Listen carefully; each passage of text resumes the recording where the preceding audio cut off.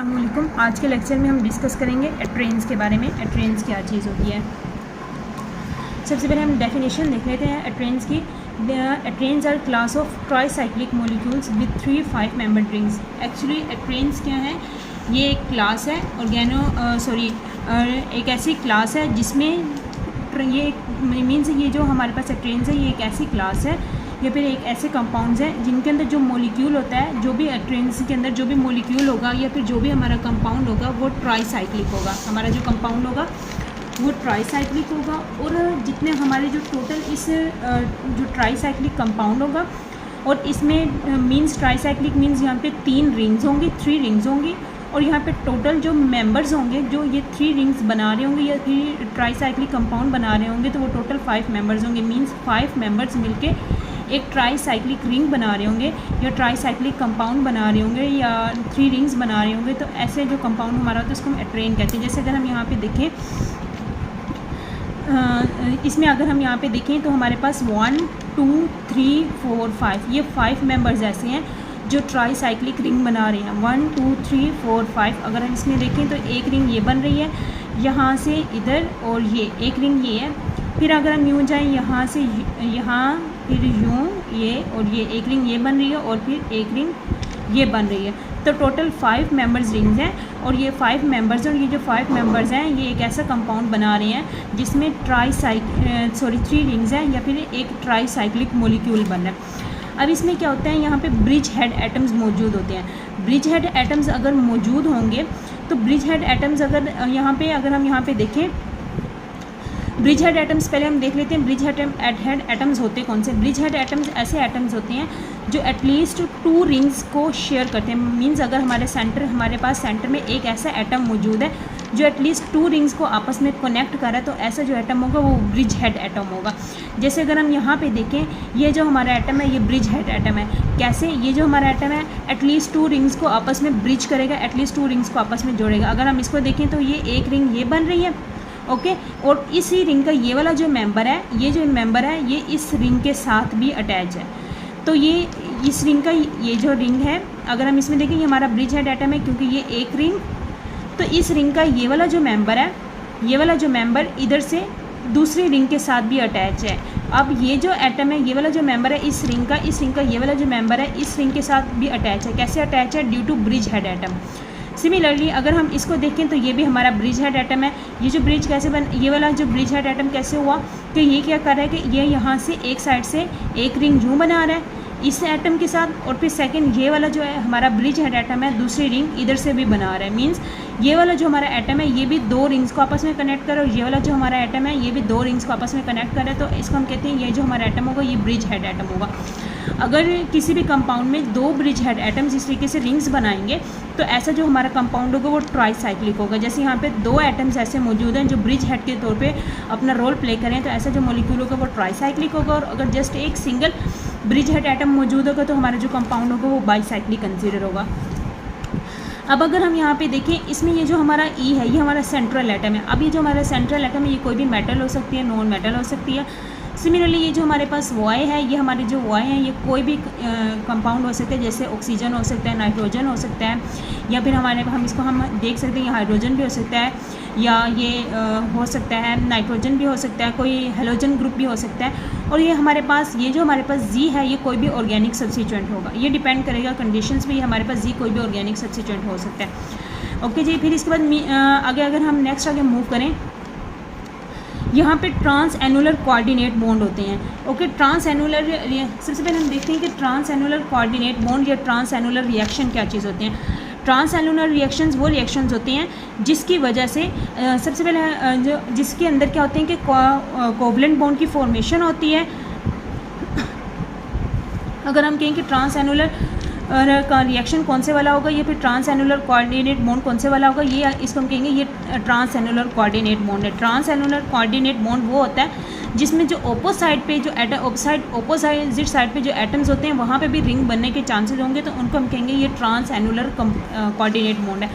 अब कहने कि अगर ये जो हमारा ट्रांस एनुलर कोऑर्डिनेट बॉन्ड है, ये जो हमारा हम इसको अगर सिंपल देखेंगे नाइट्रोजन और सेंट्रल मेटल के दरमियान जो बॉन्ड बन रहा है ये वैसे भी हमारा कोऑर्डिनेट बॉन्ड है। तो हमारा ये जो कोऑर्डिनेट बॉन्ड है अगर ये सिंपल ये एट्रेन है, ये इसको हम कहेंगे ये हमारे पास एक एट्रेन है, ओके। और इसमें अभी ये चीज़ मैंने आपको बता दी कि अगर 2 ब्रिज एटम्स मौजूद होंगे तो ये ट्राईसाइक्लिक होगा, बट अगर सिंपल एक ही सिंगल ब्रिज हेड एटम्स मौजूद होगा तो वो बाईसाइक्लिक होगा।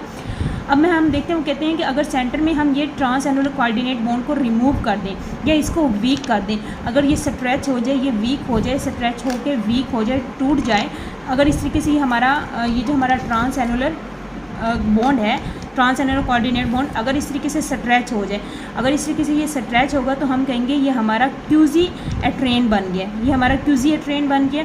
और सिमिलरली अगर ये जो हमारा बॉन्ड है ये कम्प्लीटली यहाँ से ब्रेक हो जाए, वैनिश हो जाए, तो इसको हम कहेंगे ये हमारा प्रो एट्रेन बन गया। एक एट्रेन जिसमें कोऑर्डिनेट बॉन्ड मौजूद है, क्यूजी एट्रेन जिसमें ये बॉन्ड स्ट्रेच हो जाता है, और प्रो एट्रेन जिसमें ये बॉन्ड टोटली वैनिश हो जाता है। अब अगर हम इसको देखेंगे एक बाईसाइक्लिक कंपाउंड है, अगर हम इसको देखेंगे बाईसाइक्लिक कंपाउंड है क्योंकि इसमें जस्ट ये एक ब्रिज हेड एटम्स है जो रिंग्स को आपस में कनेक्ट कर रहा है, तो इनको हम कहेंगे, ऐसे जो कंपाउंड्स होंगे इनको हम बाईसाइक्लिक कहेंगे। अब नेक्स्ट अगर हम आगे मूव करें,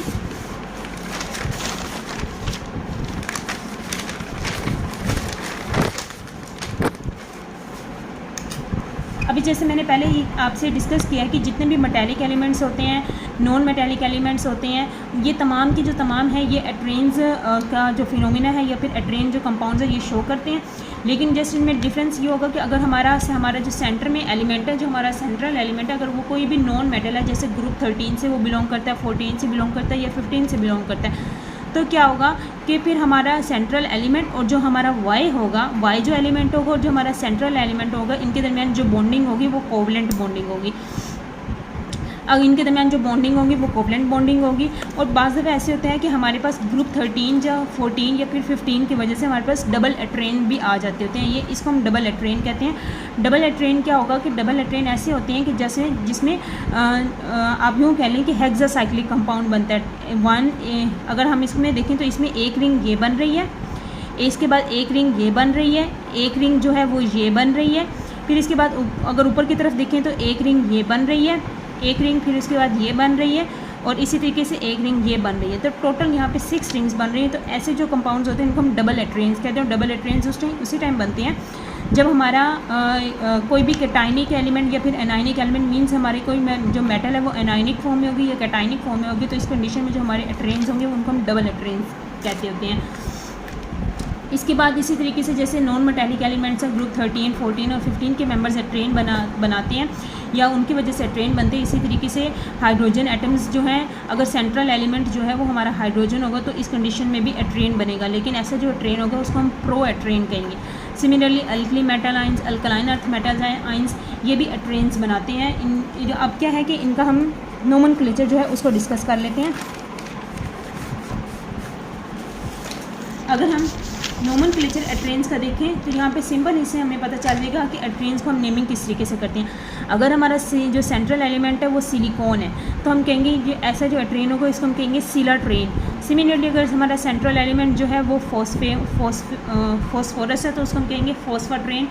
और इसी तरीके से अगर हमारा, अब हमने पीछे एक चीज़ डिस्कस की है कि अगर ये जो हमारा वाई होता है ये ऑक्सीजन होता है, बट लाजमी नहीं है ये हमेशा वाई जो है वो ऑक्सीजन ही रहेगा। वाई जो है वो नाइट्रोजन भी हो सकता है, ऑक्सीजन भी हो सकता है, कोई क्लोरो ग्रुप, हाइड्रो ग्रुप, कुछ भी हो सकता है।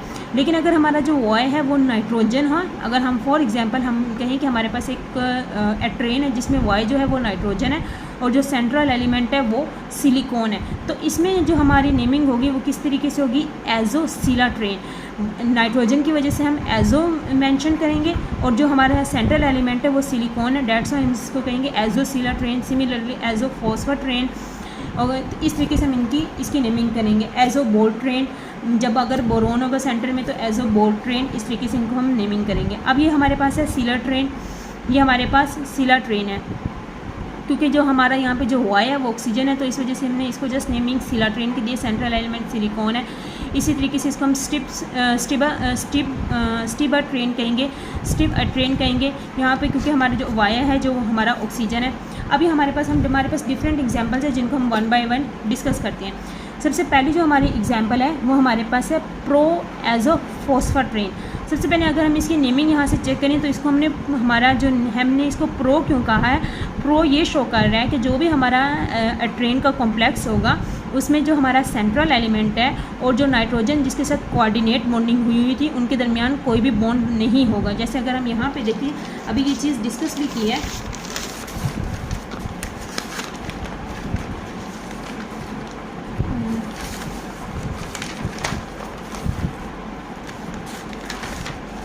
ये यहाँ पे अगर हम देखें तो अभी हमने ये चीज़ डिस्कस भी की थी कि प्रोएट्रेन वो होगा जिसमें सेंट्रल एलिमेंट और नाइट्रोजन के दरमियान कोई बॉन्ड नहीं होगा।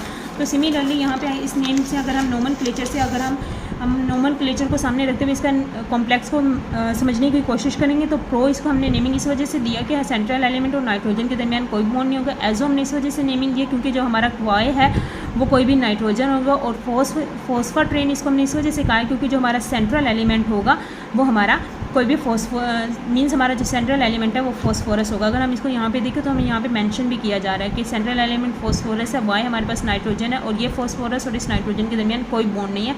तो इसको हम क्या नाम देंगे, प्रो एजोफॉस्फेट्रेन का। अब ये जो प्रो एजोफॉस्फेट्रेन का ये जो कॉम्प्लेक्स है ये स्ट्रॉन्ग बेस होती है और बहुत सी रिएक्शंस ऑर्गेनोमेटेलिक जो रिएक्शंस होते हैं उनमें एज अ कैटलिस्ट इसको हम यूज़ करते होते हैं। इसके बाद अगर हम नेक्स्ट मूव करें तो हमारे पास जैसे हमने अभी प्रो एजो फॉस्फेट्रेन को देखा, इसी तरीके से फॉस्फेट्रेन होगा। फॉस्फेट्रेन नेमिंग से मेंशन हो रहा है कि यहाँ पे नाइट्रोजन और सेंट्रल एलिमेंट के दरमियान कोऑर्डिनेट बॉन्ड जो है वो मेंशन वाजिया होगा। और इसके अलावा क्यूजी एसिड फॉस्फेट्रेन वो होगा जिसमें जो बॉन्ड है वो स्ट्रेच हो चुका होगा। ओके जी। इसके बाद अगर हम देखें फॉस्फेट्रेन के बारे में देखें तो डिफरेंट जो फॉस्फेट्रेन है उनको आइसोलेट हम कर सकते हैं। डिफरेंट जो फॉस्फेट्रेन्स हैं उनको हम डिफरेंट मेथड से रिएक्शन से आइसोलेट कर सकते होते हैं। फॉस्फेट्रेन्स, प्रो फॉस्फेट्रेन्स, तो डिफरेंट जो है यहाँ फॉस्फेट्रेन्स हैं, प्रो फॉस्फेट्रेन्स हैं, उनको हम डिफरेंट रिएक्शंस के थ्रू आइसोलेट कर सकते हैं। अगर हम चाहते हैं कि हम हमारा जो प्रो फॉस्फेट्रेन है, प्रो फॉस्फेट्रेन को अगर हम आइसोलेट करना चाहते हैं किसी भी रिएक्शन के थ्रू, हम क्या करेंगे, हम एक रिएक्शन करेंगे। इस रिएक्शन के थ्रू हम क्या करेंगे, यहाँ से प्रो फॉस्फेट्रेन को यहाँ से सेपरेट कर देंगे। अब ये जो हमारा चूँकि हमारे जो अगर हम रिएक्टेंट्स देखें तो ऑलमोस्ट ये जो हमारे रिएक्टेंट्स हैं ये पॉलीमेरिक इन नेचर है। जब हमारे रिएक्टेंट्स पॉलीमेरिक इन नेचर हैं तो तब वहाँ से प्रो फॉस्फेट्रेन सेपरेट तो हो जाता है, लेकिन इतना ईजीली नहीं होता। मोस्टली क्या होता है कि इस प्रो फॉस्फेट्रेन की सेपरेशन के अलावा यहाँ पे और भी फॉस्फेट्रेन्स के जो कॉम्प्लेक्सेस हैं वो बन जाते होते हैं। जैसे हमारे पास जब हमने इस रिएक्शन को करवाया तो इस रिएक्शन में इसके प्रो फॉस्फेट्रेन की सेपरेशन के चांसेस कम थे। इनफैक्ट इसकी जगह पे हमारे न्यू प्रोडक्ट्स ये हमारे पास बन गए, ये हमारे पास न्यू प्रोडक्ट्स बन गए, इनके बनने के चांसेस ज़्यादा हो गए। ये भी हमारे पास फॉस्फेट्रेन ही हैं, लेकिन इनमें क्या है कि ये इनका जो स्ट्रक्चर है और ये डिफरेंट टाइप्स के कंपाउंड्स हैं। अब इसके बाद अगर हम नेक्स्ट देखें, हमारे पास जो नेक्स्ट है वो है प्रो बिस्मथ्रेन। बिस्मथ्रेन मीन्स जो हमारे सेंटर में हमारा सेंट्रल एलिमेंट होगा, ये सेंट्रल जो एलिमेंट होगा, सेंट्रल मेटल होगी वो बिस्मथ होगी, तो उसको हम कहेंगे प्रो बिस्मथ्रेन। और हमें पता चल गया प्रो हमने क्यों किस वजह से कहा, क्योंकि बिस्मथ और नाइट्रोजन के दरमियान कोई भी बॉन्ड नहीं होगा। सिमिलरली अब अगर हमने प्रो बिस्मथ्रेन बनाने की हम चाहते हैं कि अगर हम ये वाला जो प्रो बिस्मथ्रेन है ये बनाना चाहें तो हम क्या करेंगे, ये हमारे पास दो रिएक्टेंट्स हैं, इन दोनों का रिएक्शंस करवा देंगे इन the presence of these catalyst, और एट द एंड हमारे पास ये प्रो बिस्मथ्रेन जो है वो हमारे पास एज अ प्रोडक्ट हमारे पास हासिल हो जाएगा। और ये जो प्रो बिस्मथ्रेन हमारे पास हासिल होता है ये सॉल्वेंट्स में इंसॉल्युबल नहीं होता। इसके बाद अगर हम नेक्स्ट मूव करें ग्रुप 14 की तरफ मूव करें तो ग्रुप 14 के मेंबर्स में अगर हम बात करें कार्बन है, सिलिकॉन है, तो ये क्या है, ये भी एट्रेन्स के जो मॉलिक्यूल्स हैं उनको शो करते हैं। अगर हम देखें तो हमारे पास है प्रो कार्बोएट्रेन। प्रो कार्बोएट्रेन का क्या मतलब है, प्रो कार्बोएट्रेन मीन्स प्रो तो मीन्स होगा कि सेंट्रल एलिमेंट और नाइट्रोजन के दरमियान कोई बॉन्डिंग नहीं होगी, और कार्बोएट्रेन का मतलब है कि जो सेंट्रल एलिमेंट वाली कार्बन है वो डायरेक्ट नाइट्रोजन के साथ बॉन्डिंग करें। अगर हम इसको देखें मीन सेंटर में कोई वाई एलिमेंट नहीं होगा, ये जो है इनमें कोई बॉन्डिंग नहीं है, तो डेट्स वाई प्रो कार्बा इसको इस वजह से कहा हुआ क्योंकि ये जो कार्बन सेंट्रल एलिमेंट है ये डायरेक्ट नाइट्रोजन के साथ बॉन्डिंग करिए, तो कार्बोट्रेन कार्ब इसको इस वजह से कहा हुआ है, ये कार्बा इस वजह से क्योंकि ये डायरेक्ट बॉन्डिंग हो रही है, और कार्बोट्रेन क्योंकि जो हमारी सेंट्रल एलिमेंट है वो कार्बन है, तो इस वजह से प्रो कार्बोएट्रेन इसको नेमिंग देते हैं। इसकी नेमिंग होती है कुछ ऐसे हैं कि जैसे इनमें ये प्रो कार्बोएट्रेन होगा और ये क्या होगा प्रो कार्बोएट्रेन। प्रो कार्बोएट्रेन उस टाइम हम कहेंगे जब यहाँ पे वाई मौजूद होगा और प्रो कार्बा कार्बोएट्रेन उस टाइम कहेंगे जब जहाँ पे वाई मौजूद नहीं होगा। अब ये जो प्रो कार्बा कार्बोएट्रेन है ये मोस्ट नोन कंपाउंड्स होते हैं, और ये जो प्रो कार्बोएट्रेन्स हैं ये मोस्ट नोन नहीं होते। अब अगर इनमें देखें तो इसमें ये जो वाई है ये कोई भी ऑक्सीजन का एलिमेंट हो सकता है, या फिर कोई भी हमारे पास टर्शियरी अमीन, प्राइमरी अमीन, सेकेंडरी अमीन्स कुछ भी हमारे पास हो सकती हैं। इसके बाद है जी हम देखें अगर कार्बोसिलाट्रेन, सिमिलरली कार्बोसिलाट्रेन यहाँ से नेमिंग से मेंशन हो रहा है। सिलाट्रेन का मतलब है कि जो सेंट्रल एलिमेंट होगा वो कोई सिलिकॉन है, और कार्ब का मतलब है कि जो सिलिकॉन होगा वो डायरेक्ट नाइट्रोजन के साथ बॉन्डिंग करेगी। जैसे यहाँ पे हमारे पास सेंट्रल एलिमेंट सिलिकॉन है, और ये जो कि ये सिलिकॉन डायरेक्ट नाइट्रोजन से बॉन्डिंग करे तो हम इसको कहेंगे कार्बोसिलाट्रेन। अब इसमें ये जो हमारा जी एलिमेंट है, ये जो जी एलिमेंट है ये कुछ भी हो सकता है। ये हमारे पास मिथाइल भी हो सकता है, हमारे पास क्लोरीन का ग्रुप भी हो सकता है, ये हमारे पास मोलिकुलर ऑक्सीजन भी हो सकता है, और ये हमारे पास कोई भी मिथाइल बेंजीन आप इसको कह लेंगे, या टोलिन हमारे पास वो भी हो सकती हैं। अब अगर हमारे पास जो हमारा मोलिकुलर हमारे पास अगर ये जो हमारे पास जी एलिमेंट है, ये हमारा जी एलिमेंट अगर कोई भी मोलिकुलर ऑक्सीजन होगा या फिर ये हमारे पास अगर टोलिन होगी तो इसके एक्सरे क्रिस्टलोग्राफी पॉसिबल है। ओके, तो इसकी एक्सरे क्रिस्टलोग्राफी हम करवा सकते हैं। इसके अलावा अगर हम चाहते हैं कि हम एक सिलाट्रेन को, एक हमारे पास एक सिलाट्रेन है जिसमें मिथाइल है, और हम चाहते हैं कि इस मिथाइल वाले सिलाट्रेन को हम किसी और सिलाट्रेन में कन्वर्ट कर दें, जैसे क्लोरो सिलाट्रेन में कन्वर्ट कर दें, या फिर मिथाइल टोलिन सिलाट्रेन में कन्वर्ट कर दें, तो उसके लिए हम डिफरेंट किस्म के रिएक्शंस अप्लाई करेंगे। उन रिएक्शंस के थ्रू हम एक टाइप के सिलाट्रेन को सेकेंड टाइप के सिलाट्रेन में कन्वर्ट कर सकते हैं ईजीली।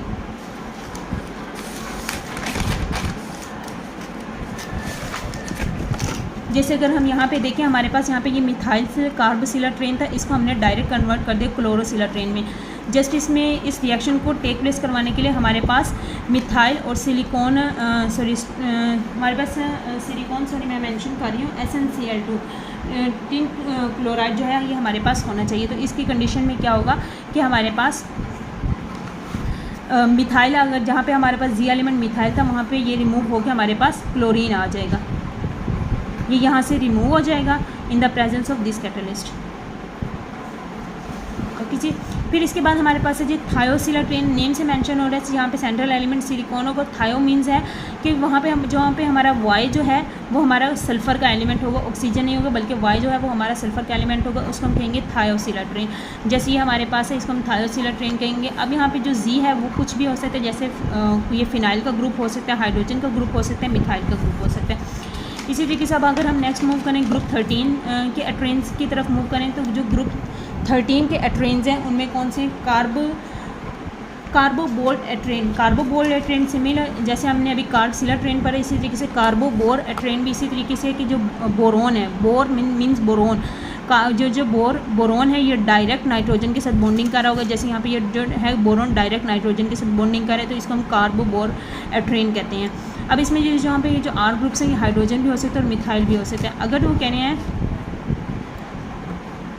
अगर हमारे जो नाइट्रोजन है ये मिथाइल है, तो अगर नाइट्रोजन मिथाइल हैं तो ऐसे जो एट्रेन्स होते हैं, अगर फॉर एग्जांपल हमारे पास नाइट्रोजन मैं मेंशन कर रही हूँ, अगर हमारे पास ये जो अल्काइल ग्रुप है ये कोई भी मिथाइल है, तो इस कंडीशन में हमारा जो एट्रेन बनेंगे उसके जो डायोस्टीरियोमर्स हैं उनको हम सेपरेट कर सकेंगे। HPLC से, GC से, डिफरेंट जो टेक्निक्स हैं उनके थ्रू हम इनको सेपरेट कर सकेंगे।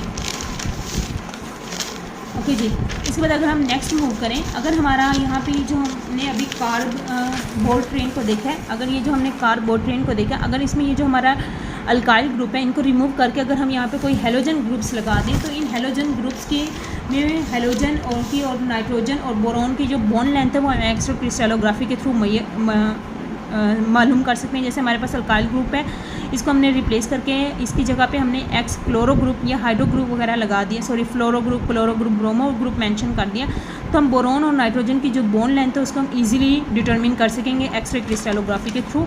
अगर हमारा ये जो हमारे पास हमारा जो हेलोजन ग्रुप, अगर किसी कार्बोट्रेन में हमारा अगर हेलोजन ग्रुप जो है वो क्लोरीन है, तो उस कंडीशन में हमारे बोरोन तो नाइट्रोजन जो बॉन्ड लेंथ होगी 1.63 एंगस्ट्रॉम होगी।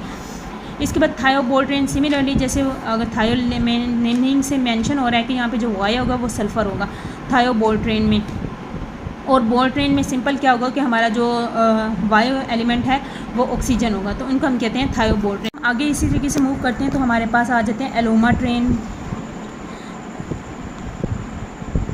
हमारे पास आ जाते हैं एलोमाट्रेन, प्रो एलोमाट्रेन, एजो एलोमाट्रेन।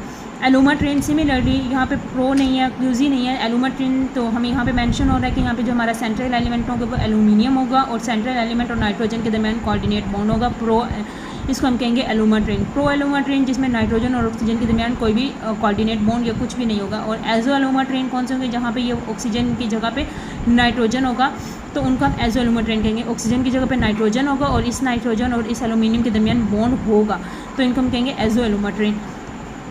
और अब अगर हम देखें यहाँ पे हम एजो एलुमाट्रेन में देखें तो यहाँ पे हम कह रहे हैं, हम मेंशन किया हुआ है कि जो एजो एलुमाट्रेन है इसमें जो मोस्ट नोन हमारे पास एजो एलुमाट्रेन्स हैं वो जस्ट ये हैं, वो वाले हैं जब यहाँ पे आर की जगह पे जो हमारा अल्काइल ग्रुप है या जब ये कोई मिथाइल ग्रुप हो या फिर यहाँ पे कोई सिलिकॉन का ही आगे कोई लिगेंड हो, सिलिकॉन लिगेंड हो, मीन्स ऐसा लिगेंड हो जिसमें सिलिकॉन का एटम मौजूद हो, तो ऐसे जो एजो एलुमाट्रेन्स है जस्ट वही अब तक लिटरेचर में नोन हुआ है। इसके अलावा कोई भी एजो एलुमाट्रेन अभी तक लिटरेचर में इसके अलावा डिस्कवर नहीं हो सका।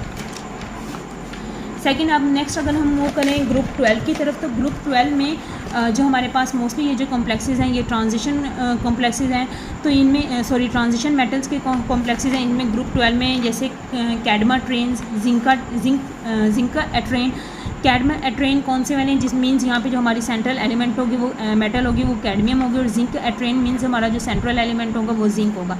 अभी हमारे पास अगर हम देखें तो हमारे पास इसी तरीके से जिंक एट्रेन आप इसको कह सकते हैं, क्योंकि हमारे पास ये जिंक एट्रेन बन रहा है। इसमें ये हमारे पास जो ए ग्रुप है ये कुछ भी हो सकते हैं, जैसे बोरोन है, ब्रोमीन है, या फिर हमारे पास NO3 है। सिमिलरली हमारे पास जो कैडमियम एट्रेन है इसमें क्या होगा कि ये हमारे पास ये जो A2 ग्रुप है ये हमारे पास क्लोरीन भी हो सकता है और NO3। अब अगर हम NO3 यहाँ पे अगर हम A की जगह पे NO3 पुट करें तो हमारे पास ये एक कॉम्प्लेक्स बनता है। ये हमारे पास एक कॉम्प्लेक्स है जिसमें ये हमारे पास इसको हम कैडमा ट्रेन कहेंगे। अब अगर हम इसमें कैडमा ट्रेन के इस कॉम्प्लेक्स को देखें तो ये 8 कोऑर्डिनेटेड है। 8 कोऑर्डिनेटेड कैसे है कि जो कैडमियम है ये टोटल 8 बॉन्ड्स बना रही है, 1 2 3 4 5 6 7 8, टोटल 8 बॉन्ड्स बना रही है, तो इसको हम कहेंगे ये 8 कोऑर्डिनेटेड कैडमा ट्रेन कॉम्प्लेक्स है। अगर हम इसमें कैडमियम और नाइट्रोजन की बॉन्ड लेंथ चेक करें एक्सरे क्रिस्टलोग्राफी के थ्रू तो ये ऑलमोस्ट 2.46 के राउंड अबाउट आती है, जबकि अगर हम कैडमियम और ऑक्सीजन की बॉन्ड लेंथ चेक करें तो ये ऑलमोस्ट 2.41 के राउंड अबाउट है। ओके, तो इसमें ये जो 2.46 और इसमें ये 2.41 जो हमारे पास है ये बॉन्ड लेंथ की वजह से है कि यहाँ पे बॉन्ड लेंथ का इशू आ जाता है, तो डेट्स वाई इसकी जो बॉन्ड लेंथ ऑक्सीजन कार्बन। अब अगर हम देखें तो ऑक्सीजन जो है ये मोस्ट इलेक्ट्रोनेगेटिव एलिमेंट है और जो नाइट्रोजन है ये लेस इलेक्ट्रोनेगेटिव एलिमेंट है। अब ये दोनों मेटल के साथ ये भी हाइड्रोजन बॉन्डिंग कर रहा है, तो चूँकि ये इसमें हाइड्रोजन बॉन्डिंग हो रही है, यहाँ पे हाइड्रोजन बॉन्डिंग की वजह से यहाँ पे जो बॉन्ड लेंथ है वो डिक्रीज़ हो रही है। ऑक्सीजन और हाइड्रोजन के दरमियान हाइड्रोजन बॉन्डिंग है, तो इस वजह से कैडमियम और ऑक्सीजन की जो बॉन्ड लेंथ होगी वो डिक्रीज़ हो जाएगी, जबकि कैडमियम और नाइट्रोजन की जो बॉन्ड लेंथ है वो इंक्रीज़ हो जाएगी। इसके बाद नेक्स्ट अगर हम मूव करें ग्रुप 2 की तरफ मूव करें तो हमारे ग्रुप 2 के मेंबर्स में अगर हम बात करें जैसे बार एट्रेन मीन्स हमारा जो सेंट्रल एलिमेंट है वो बेरियम होगा। अब अगर हम बेरियम को देखें तो ये भी 8 कोऑर्डिनेटेड एक कॉम्प्लेक्स बना रहा है, जिसमें हमारे पास ये ETOH हम इसको इथेनॉल भी कहते हैं इथेनॉल हमारे पास होगा। तो बार एट्रेन इसी तरीके से डिफरेंट ग्रुप 2 के भी डिफरेंट जो कॉम्प्लेक्सेस हैं वो अब तक नोन हो चुके हैं। एट्रेन कॉम्प्लेक्सेस हम उनको कहते हैं कि एट्रेन कॉम्प्लेक्सेस अब तक नोन हो चुके हैं। अगर हमने अभी जो प्रीवियस बार एट्रेन डिस्कस की इसमें बेरियम टू नाइट्रोजन अगर हम बॉन्ड लेंथ निकालें वो हमारी 3.009 एंगस्ट्रॉम है। इसी तरीके से अगर हम ग्रुप 1 में मूव करें तो ग्रुप 1 में भी एट्रेन्स जो हैं हमें देखने को मिलते हैं, जैसे प्रो एट्रेन, ये बहुत ही मोस्ट नोन और फेमस वेल नोन एट्रेन है प्रो एट्रेन मीन्स यहाँ पे हमारा जो सेंट्रल एलिमेंट होगा वो हाइड्रोजन होगी। लिथेट्रेन मीन्स हमारा सेंट्रल एलिमेंट जो होगी वो लिथियम होगी, और सोडेट्रेन मीन्स हमारे जो सेंट्रल एलिमेंट होगी वो नाइट्रोजन होगी। ओके जी, थैंक यू, अल्लाह हाफ़िज़।